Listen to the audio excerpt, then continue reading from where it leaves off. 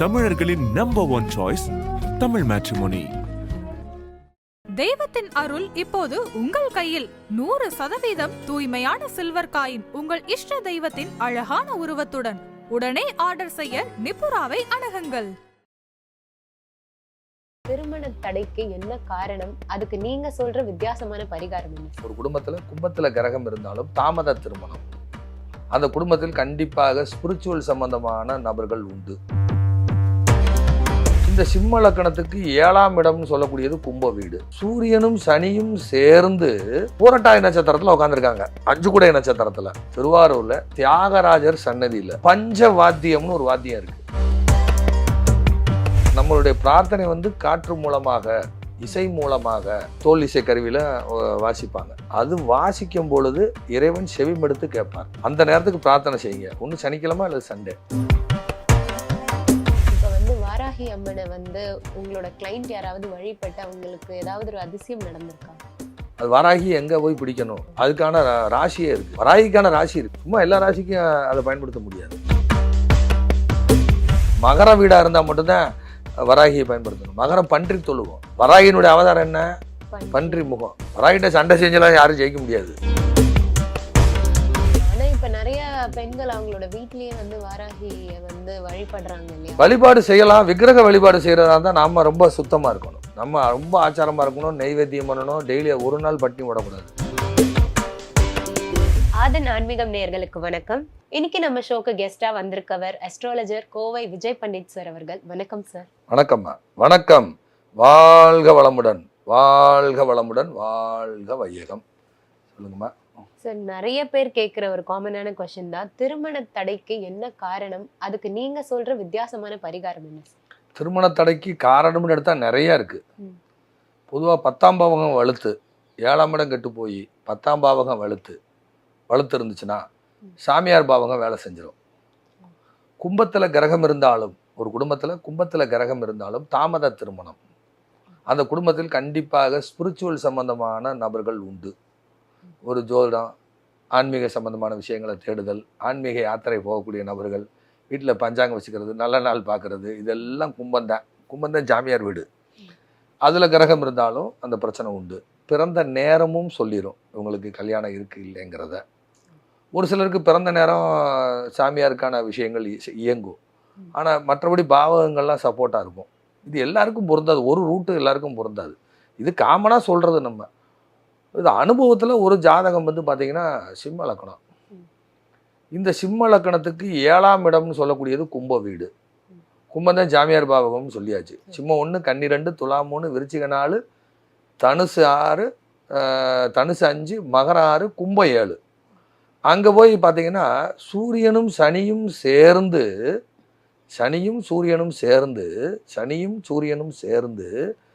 பூரட்டாதி நட்சத்திரத்தில் உட்காந்துருக்காங்க, 5 குடை நட்சத்திரத்தில். 5க்கு இந்தியில் பேர் என்ன? பாஞ்ச். சரி, இவங்க எவ்வளவோ பரிகாரம் செஞ்சுட்டாங்க. நான் ஒரே சொன்ன பரிகாரம் சார், நேராக கும்பகோணம் பக்கத்தில் திருவாரூரில் தியாகராஜர் சன்னதியில் பஞ்ச வாத்தியம்னு ஒரு வாத்தியம் இருக்கு. பஞ்ச வாத்தியம் அப்படின்னு ஒரு வாத்தியம் இருக்கு. ஒரு பெண்மணி தான் வாசிக்கிறாங்க. ஏன்னா அவங்க தகப்பனார் இறந்ததுக்கப்புறம் அது மெட்டல்லே, அதை வண்டியில் தள்ளிட்டு வருவாங்க. பயங்கரமான மெட்டலில் இருக்கும். பெரிய பிரம்மாண்டமான பானை மாதிரி இருக்கும். அங்கங்கே 5 ஓட்டை இருக்கும். அதுக்கு மேலே லெதர் கட்டியிருப்பாங்க. அந்த தோல் சுற்றி இருக்கும். பஞ்சவாத்தியம். அந்த பஞ்சவாத்தியம் வாசிக்கிற நேரத்தில் இறைவனை பிரார்த்தனை செய்யுங்க.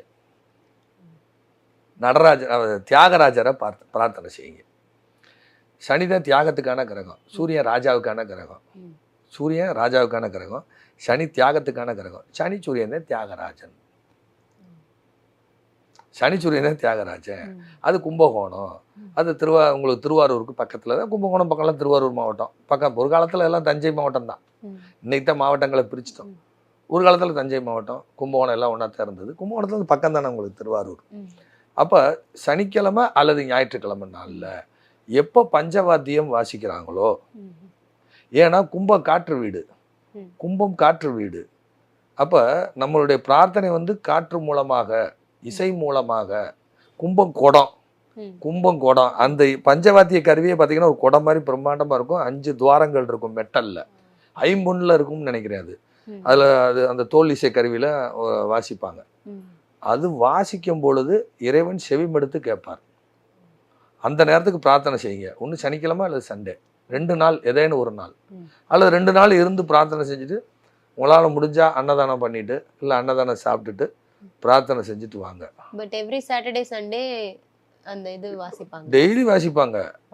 இவருக்கு அது சனியோட வீடா இருக்கறனால அங்கே சூரியன் சம்மந்தப்பட்டதுனால, சூரியன் ஞாயிற்றுக்கு அதிபதி, சனி சனிக்கிழமைக்கு அதிபதி, அது காற்று வீடு.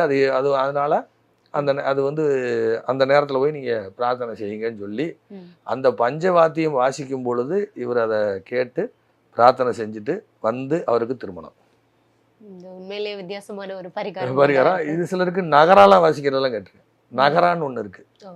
நகரா வாசிக்கிறதுல நகரா வாசிக்கும் போது பிரார்த்தனை பண்றது. இறைவனுக்கு இந்த பஞ்சவாத்தியம்னு ஒன்று இருக்கு. அது ரொம்ப அது சிவபெருமானுக்கு அந்த பஞ்சவாத்தியம் கேட்டு அந்த நேரம் பிரார்த்தனை செய்யும் பொழுது 100% சக்சஸ் ஆகும். அவர் ஆனந்த நிலையில இருக்கிற நேரம் அது. இசையை கேட்டு ஆனந்த நிலை. ஒரு ஆள் டென்ஷனா இருக்கும்போது காசு கேட்டா கொடுப்பாங்களா? ஜாலியா இருக்கும்போது காசு கேட்டா கொடுப்பாங்களா சொல்லுங்க? ஜாலியா இருக்கும்போது தான். அவர் சந்தோஷமா இருக்கும்போது தானே கொடுப்பாங்க. சார் உங்க வீட்டுல ஒரு நல்ல காரியம் நடந்துருச்சு, ஏதாவது அடியன் வந்திருக்கேன், ஏதாவது படியலங்கோ அப்படின்னு என்ன பண்ணுவாங்க? இந்த சந்தோஷமா இந்த பிள்ளை கல்யாணம் ஆச்சு, இந்த போயிட்டு வா செய்வாங்களா இல்லையா? அப்ப அந்த பஞ்சவாத்தியம் வாசிக்கிறதும் நகரா இசைன்னு ஒரு இசை இருக்கு. அது வாசிக்கும் பொழுதும் இறைவன் கேட்பார். இது நிறைய இருக்கு. இது மாதிரி நிறைய ஒவ்வொன்னு.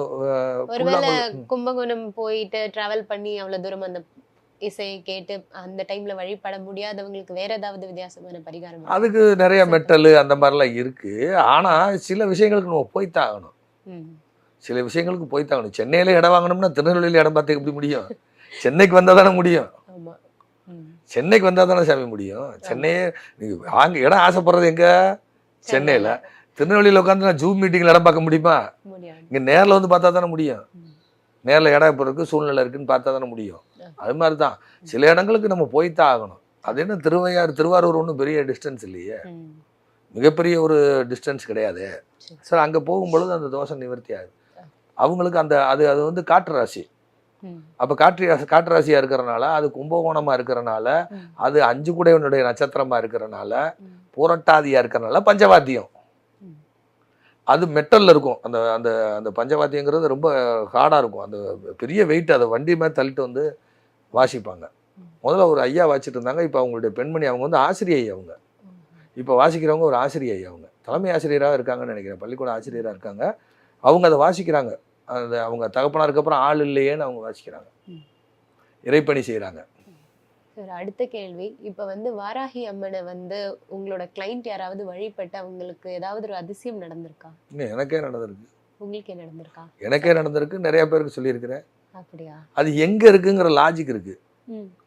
அது வராகி எங்க போய் பிடிக்கணும், அதுக்கான ராசியே இருக்கு. வராகிக்கான ராசி இருக்கு. சும்மா எல்லா ராசிக்கும் அதை பயன்படுத்த முடியாது, எல்லாத்துக்கும் பயன்படுத்த முடியாது. மகர வீடா இருந்தா மட்டும்தான் வராகியை பயன்படுத்தணும். மகரம் பன்றி தொழுவோம். வராகியினுடைய அவதாரம் என்ன? பன்றி முகம்.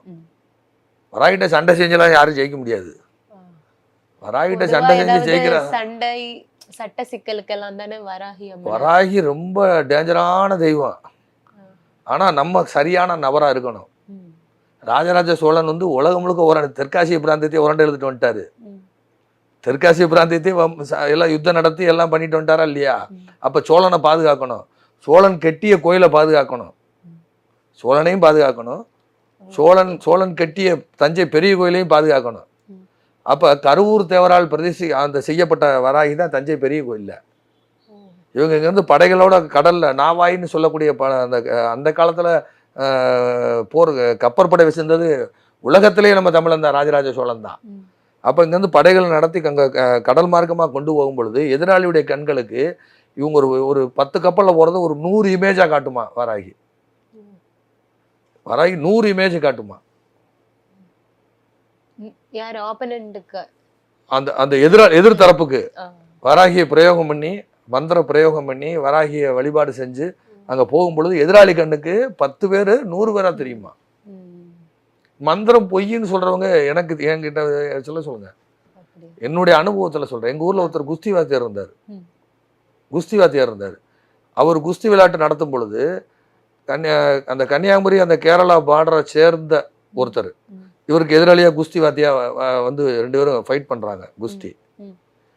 அவருடைய முகம் வந்து இவருக்கு சிங்க முகம் மாதிரி தெரிஞ்சிருக்கு. அன்னைக்கு பீதியானது தான் அவர். குஸ்தி வாத்தியாருமா அவர். அதுக்கப்புறம் அந்த அந்த குஸ்தி விளையாட்டெல்லாம் மறந்து சாதாரணமாக ஒரு காய் வேஷ்டியை பொட்டிக்கிட்டு சாமி வணக்கம் சாமி வணக்கம் சாமின்னு. அவ்வளோ பெரிய குஸ்தி வாத்தியார், அவ்வளோ ஒரு வர்மக்கலை கற்றுக்கொண்டவர். அந்த எதிராளிகிட்ட சண்டைக்கு போகும் பொழுது அவருடைய முகம் ஒரு சிங்கத்தை பார்த்த மாதிரி ஒரு இமேஜ் காட்டியிருக்காங்க. இது வந்து 70 to 80 காலகட்டங்கள். எங்கள் அப்பா அடிக்கடி சொல்லுவார், அவர் பெரிய குஸ்தி வாத்தியார் தான், அவருக்கு மைண்டு பாதிச்சிருச்சு, எதிராளி வந்து முகம் சிங்கம் மாதிரி தெரிஞ்சிருக்கு. வாராகியை வழிபட்ட வாராகி இல்லை, அவங்க என்ன பிரயோகம் பண்ணாங்கன்னு தெரியல, மந்திர பிரயோகம் பண்ணாங்க. நான் அவரை பார்த்துருக்கேன். எனக்கு தெரிஞ்சு 95 வரைக்கும் அவரை நான் பார்த்துருக்கேன். 95 வரைக்கும் அவரை நான் பார்த்துருக்கேன். 90 to அந்த 95 காலம் வரைக்கும். அந்த மாதிரி மந்திர வித்தைகள்லாம் இருக்குது. வராகி எல்லாரும் கட்டுப்படுத்த முடியாது. அது ரொம்ப ரொம்ப டேஞ்சரான ஒரு தெய்வம் வராகி. வராகியுடைய அவதாரம் சாதாரணம் கிடையாது. ஆனால் கட்டுப்படுத்திட்டாங்கன்னா வராகியை வச்சு எது வேணாலும் செய்யலாம். ஆனா இப்ப நிறைய பெண்கள் அவங்களோட வீட்லயே வந்து வாராகிய வந்து வழிபடுறாங்க இல்லையா? வழிபாடு செய்யலாம். விக்கிரக வழிபாடு செய்யறதா இருந்தால் நாம ரொம்ப சுத்தமா இருக்கணும். நாம ரொம்ப ஆச்சாரமா இருக்கணும். நம்ம ரொம்ப ஆச்சாரமா இருக்கணும். நெய்வேத்தியம் பண்ணணும். டெய்லி ஒரு நாள் பட்டினி விடக்கூடாது. வீட்டில் கோமாதா வச்சிருக்கிற மாதிரி, வீட்டில் ஒரு ஆள் இருக்கிற மாதிரின்னு வைங்களேன். வீட்டில் ஒரு ஆள் இருந்தால் சாப்பாடு செஞ்சு வச்சுட்டு போகிறோமா இல்லையா? போயிட்டு ரிட்டர்ன் ஆயிரமா இல்லையா? இன்னொரு ஆள் பொறுப்பு வேலைக்காவது ஆள் போடுறோமா இல்லையா? அது வாராகி ரொம்ப டேஞ்சர். வராகி போட்டோலாம் வச்சு கும்பிட்டா அந்த அது வேற, அது வேற. போட்டோ வச்சு கும்பிடலாம் தப்பு கிடையாது. எந்த தெய்வத்தையும் போட்டோ வச்சு கும்பிடலாம் தப்பு கிடையாது. இந்த மாதிரி தலைவரி கோலமா இருக்கக்கூடிய சாமியெல்லாம் வீட்டில் வைக்கக்கூடாது அப்படிலாம் கிடையாது. காளிகாம்பாலே வச்சிருக்கேன், நான் கும்பிடுறேன். முகாம்பிகை வச்சு கும்பிடுறேன். இதெல்லாம் இருக்கு. அந்த வராகி அனுபவம் நிறைய இருக்கு. ஒருத்தருக்கு வந்து பார்த்தீங்கன்னா, அவருக்கு வந்து மகர ராசியில் வந்து அவருக்கு என்னன்னு கேட்டிங்கன்னா, அவர் வந்து சிம்ம லக்னம். சிம்ம லக்னத்துக்கு 6ஆம் இடமே மகர வீடு. 6ஆம் இடம் கடன், நோய், எதிரி, வழக்கு, பிரச்சனை, ஒரு சொத்து தகராறு. அந்த சிம்ம லக்னத்துக்கு 4 கூடிய செவ்வாயுடைய நட்சத்திரம் அவிட்டம் அங்கே தான் இருக்குது. அவிட்ட நட்சத்திரத்தில் உட்காந்து ஒரு கிரகம் தசை நடத்திக்கிட்டு இருக்கு. அப்போ நான் என்ன சொல்ல, தஞ்சை பெரிய கோயிலில் போய் வராகிக்கு வந்து கருணை கிழங்கு வாங்கி வச்சு பிரார்த்தனை செஞ்சுட்டு வராகி மந்திரம் டெய்லி பிரயோகம் பண்ணுங்க. தினசரி நீங்கள் வேற யாரும் உங்களுக்கு பூஜை செஞ்சு கொடுக்கக்கூடாது. நீங்களே வராகி மந்திரம் நீங்கள் டெய்லி சொல்லுங்கள். எப்போல்லாம் ஃப்ரீ டைம் கிடைக்குதோ அப்போல்லாம் வராகி மந்திரம் சொல்லுங்கள். நீங்கள் தான் ஜெயிப்பீங்க அப்படின்னு சொல்லி, அதுக்கப்புறம் மத்தியஸ்தம் காம்ப்ரமைஸ் பண்ணுறதுக்குன்னு சில கோயில்கள்லாம் சொல்லி, அதுக்கப்புறம் அந்த பிரச்சனை காம்ப்ரமைஸ் ஆச்சு. எனக்கே நிறையா பிரச்சனைகள் வரும்போது நான் அங்கே வந்து எனக்கு மகரத்தில் உட்காந்த ராகு திசை நடக்கும் காலத்தில், மகரம் தான் பன்றி தொழுவம் வராகியினுடைய வீடு. நான் அடிக்கடி வராகியை அம்மாவை போய் பிரார்த்தனை பண்ணி தான் ஒவ்வொரு நாள் பொழுதையும் கழித்தேன். ஒவ்வொரு நாளும் ஒவ்வொரு நொடியும் வராகியை பிரார்த்தனை செஞ்சு தான் கழித்தேன். ஒவ்வொரு காலகட்டங்களில் எந்தெந்த காலகட்டங்கள் எந்த தெய்வத்தை பிடிக்கணும். சூழ்நிலை துர்க்கானா அதுக்கு ஒரு கிரக சேர்க்கை இருக்குது. வாராகினா அதுக்கு ஒரு கிரக சேர்க்கை இருக்குது. ஒவ்வொன்றுக்கும் ஒவ்வொன்று. நான் இது வரைக்கும் எங்கேயும் வராகியை பற்றி நான் எங்கேயும் பேசலை. இப்போ தான் முதல்ல பேசுகிறேன். வராகியை வந்து நிறைய யார் வேணாலும் பண்ணலாம், பிரார்த்தனை பண்ணலாம். வராகி மேலே நவகண்ட யாகம் பண்ணவங்களாம் இருக்காங்க. வராகியை பிரார்த்தனை செய்து உடம்பு அப்படி பாட்டு பிரித்து காட்டினாலாம் இருக்குது. இன்னைக்கு இருக்குது, நாளைக்கு இருக்காங்க. கோவில் பதில் உடம்பை அப்படியே பிரித்து பாட்டு பிரித்து வராகியை உபாசனம் பண்ணி உடம்பு அப்படியே நவகண்ட யாகம் பண்ணுறது பிரித்து பார்த்தவங்க இருக்காங்க. எனக்கு அவர் யாருன்னு தெரியும், பார்த்தவங்களா இருக்காங்க, வந்து மட்டும் சொல்லியிருக்காங்க. கோவையில் இருக்கார், ஒரு சாமி இருக்கார். ரொம்ப ஆத்மார்த்தமான ஒரு துறவி இல்லை, அவர் குடும்ப வாழ்க்கையெல்லாம் உண்டு. இப்போ வந்து ஒரு ஆன்மீக, ஒரு நல்ல உண்மையான ஒரு ஆன்மீக, ரொம்ப ஒரு உன்னதமான ஒரு வராகியினுடைய தீவிர பக்தர், உண்மையான மனிதர். வராகி நாளைக்கு உயிரை கட்டாலும் கொடுத்துருவார். அந்த மாதிரி மனுஷன். மனிதர் இல்லை, மனிதர். புரியுதுங்களா?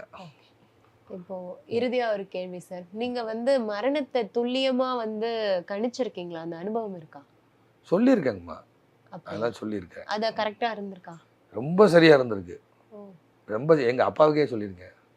ஆனா எங்க அப்பாவுக்கு தெரியாது, எங்க சுற்றி இருக்க எல்லாருக்கும் சொல்லியிருக்கேன். என்னுடைய சிஸ்டர்ஸு, எங்க சித்தப்பா, எங்க மாமா, அவங்க எல்லார்ட்டையும் அப்பா இறந்துருவாரு அப்படிங்கிறத துல்லியமாக சொல்லியிருக்கேன். அது எப்படி இந்த மாதிரி பர்டிகுலர் நாள் கிழமை அது மாதிரி எல்லாம் சொன்னீங்களா? அக்யூரஸியா இந்த கிழமை வரும், இந்த நாள்ல இப்படி எல்லாம் இருப்பாங்கன்னு. அது ஆனா ஓகே, நீங்க நடந்தது உண்மைன்னு சொல்றீங்க, அது எப்படி சார் சாத்தியமாகுது? அவங்களுடைய என்னுடைய ஜாதகத்தை வச்சு தானே சொல்றோம். எனக்கு இந்த தசாபுக்தி நடக்குது, அப்ப நான் தகப்பனாருக்கு கர்மம் செய்யணும் அப்படின்னு அது சொல்லிடலாம். அது மாதிரி ஒரு தெரிஞ்ச ஒருத்தருக்கு சொல்லியிருக்கேன், சார் இந்த மாதிரி உங்க அப்பா கவனமா பார்த்துக்கோங்க, இந்த காலகட்டங்களில் கொஞ்சம் கவனமா இருக்கணும் அப்படின்னு சொல்லி அவர் இறந்துருக்கார். அதுக்கப்புறம் அதை பார்த்துட்டு நம்மளுடைய மரண கணிதம் போட்டு பார்க்கும்போது ரொம்ப ஒரு சுவாரஸ்யம் இல்லாமல் போயிடுச்சு. அதனால யாருக்கு நான் அதை கணிக்கிறது இல்லை. இப்ப கணிக்கிறது இல்லை, அது சுவாரஸ்யம் இல்லாமல் போயிடும். சுவாரஸ்யத்தை தாண்டி இப்ப யாருக்காவது நீங்க சொன்ன மாதிரி இப்ப யாரோ ஒரு கிளைண்ட் கூட சொன்னேன்னு சொன்னீங்க இல்லையா, அவங்க அப்பாவை பத்திரமா பார்த்து, இப்படி நம்ம சொல்லும் போது இன்னும் பயம் தான் ஜாஸ்தி ஆகும் இல்லையா? 100% பயம் ஜாஸ்தியாகும். இப்போ உதாரணமாக சொல்கிறதா இருந்தால் ஒருத்தருக்கு விருச்சிகத்திலையும் கன்னியிலையும் விருச்சிகத்திலையும் கடகத்திலையும் கன்னி விருச்சிகம் கடகம் இந்த வீடுகளில் ஒரு கிரகம் உட்காந்து திசை நடத்தும் போது, அல்ல அந்த வீடுகளுக்கான அதிபதிகளுடைய திசையோ புத்தியோ நடக்கும் பொழுது ஜாதகருடைய தகப்பனாருக்கு தொந்தரவு வரும். ஜாதகருடைய தகப்பனாருக்கு தொந்தரவு வரும். இந்த வீடுகளில் கரகம் இல்லாமல் தகப்பனாருக்கு கர்மம் இல்லை. இந்த வீடுகளில் கரகம் இல்லாமல் தகப்பனாருக்கு கர்மம் இல்லை. இது ஒரு ரூட்டு. இன்னொரு ரூட்டு அவங்களுக்கு 9 10 9ஆம் அதிபதி 10ஆம் அதிபதி 9 கூடிய திசையில் 10 கூடியவருடைய புத்தி, 9 கூடிய திசையில் 12 கூடியவருடைய புத்தி, அஷ்டமாதிபதி பாதகாதிபதி தொடர்பு கொள்ள தந்தைக்கு அந்த காலகட்டங்களில் மரணம் வந்து இதெல்லாம் சொல்லலாம். இது அதிசயம் இல்லை ஒன்றும் கிடையாது. பயிற்சி பண்ணால் சொல்லலாம். நிறைய பேர் கேட்பாங்க, சார் எப்போ அப்படின்னு கேட்பாங்க. அது அவங்களா கேட்பாங்க, உண்மையிலே அவங்களுக்கு முடியலைங்கும் போது கேட்பாங்க.